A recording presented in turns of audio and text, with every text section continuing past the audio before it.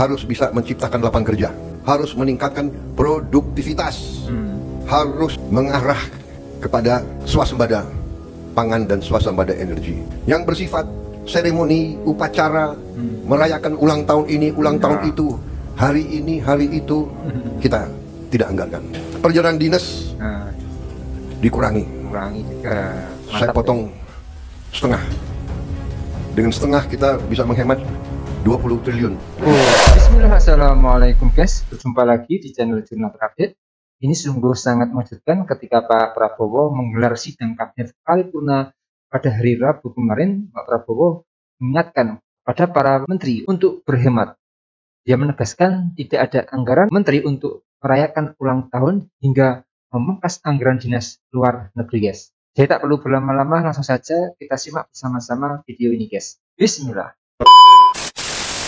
Menyampaikan apresiasi kepada Menteri Keuangan dengan semua timnya yang telah menyusun APBN dengan baik, dengan cermat.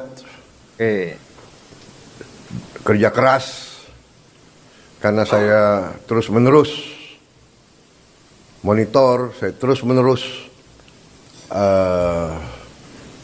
menuntut penghematan, efisiensi. Saya menuntut keberanian memotong hal-hal yang tidak esensial. Saya tegaskan bahwa kriteria anggaran yang akan kita laksanakan, kriteria pertama adalah harus bisa menciptakan lapangan kerja. Mantap ini, guys. Keren. Sudah saya katakan berkali-kali. Kedua, harus meningkatkan produktivitas. Produktivitas ini harus bisa diukur dengan kuantifikasi. Berapa devisa yang dihasilkan? Berapa devisa yang dihemat?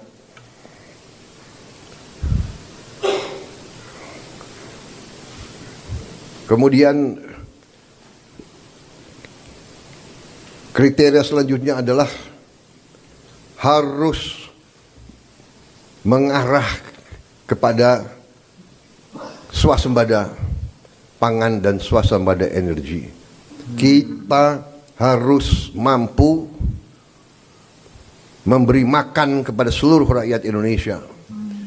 Tidak lagi import, dan saya terima kasih kepada jajaran menteri-menteri yang telah melaporkan kepada saya tahun 2025 lagi, tahun 2025 ini kita tidak akan import beras lagi, tidak akan import jagung lagi, tidak akan import garam lagi.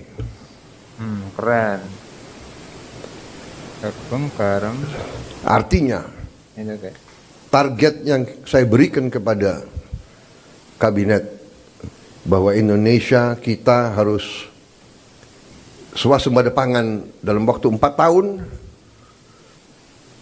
Alhamdulillah target itu bisa kita capai akhir 2025, paling lambat awal 2026.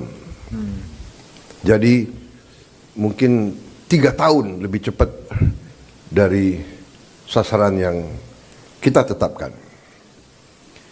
Artinya bahwa dengan niat baik, dengan kerja keras, ya, dengan orientasi kepada negara dan bangsa,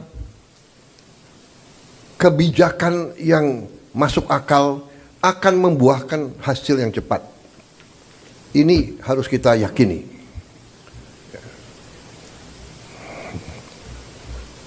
Kemudian kriteria selanjutnya adalah harus bisa memberi terobosan teknologi.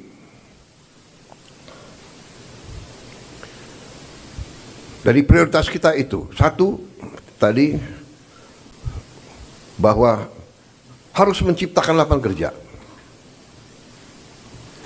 tingkatkan produktivitas, swasembada pangan, swasembada energi. Dengan swasembada pangan dan swasembada energi kita aman. Kita tidak boleh bergantung kepada sumber di luar negeri. Sudah berkali-kali saya tekankan itu. Dalam krisis dunia tidak ada negara yang akan mengizinkan pangan keluar dari negaranya. Ini sudah hukum sejarah. Dan kriteria selanjutnya harus bisa menghasilkan terobosan teknologi. Berarti pengeluaran investasi untuk sumber daya manusia, untuk pendidikan, untuk sains dan teknologi, ini termasuk sesuatu yang vital dan sesuatu yang harus kita jalankan. Jadi saudara-saudara,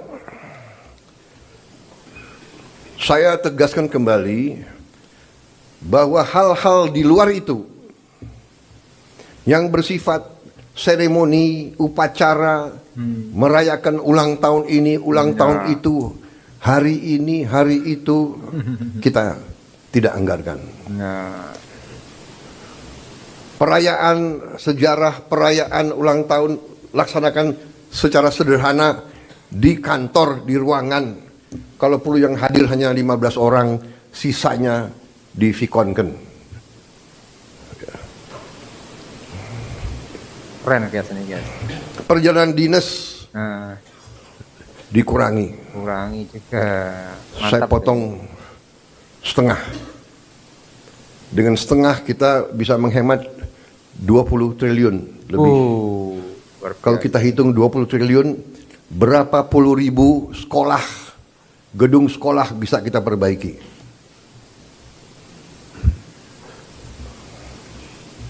Jadi saya katakan benar-benar bahwa saya sangat serius dalam hal ini. Saya minta loyalitas semua menteri, semua kepala badan untuk patuh dalam hal ini, ya. Dan saya terima kasih kepada tim keuangan yang telah menjalankan penyisiran, kajian terhadap anggaran sampai serinci-rincinya. Kalau tidak salah, mungkin sampai satuan ke-9 kalau tidak salah. Mungkin pertama kali dalam sejarah, ya, Presiden Republik Indonesia mengecek sampai satuan ke-9. Jadi saudara-saudara pun mungkin tidak tahu anggaran-anggaran tersebut, ya. Karena kita sudah lama jadi orang Indonesia. Tapi ini saya kira sesuatu yang membanggakan. Dengan demikian kita bisa bekerja dengan sangat cepat. Oke guys, jadi dari pidato Pak Prabowo ini, saya melihat ada keseriusan dari arahan Pak Presiden ke kabinetnya guys.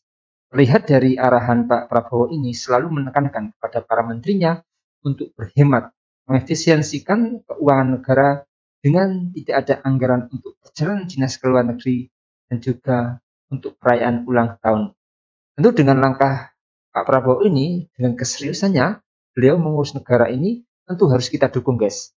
Kita masih punya keyakinan dan harapan beliau akan mampu memajukan negara ini dengan penuh tanggung jawab guys. Jadi kalau Pak Prabowo sudah mengarahkan seperti itu, semoga para menteri di kabinetnya bisa menjadikan perhatian dan patuh dan taat terhadap apa yang telah disampaikan oleh Pak Prabowo tadi guys. Jadi salam hormat kepada Pak Presiden Prabowo dan semoga Prabowo sehat selalu. Amin. Dan itu yang bisa saya jelaskan untuk video kali ini. Bagaimana menurut kalian soal video ini? Tulis komentarnya di bawah ini ya guys. Saya izin pamit dulu. Assalamualaikum warahmatullahi wabarakatuh.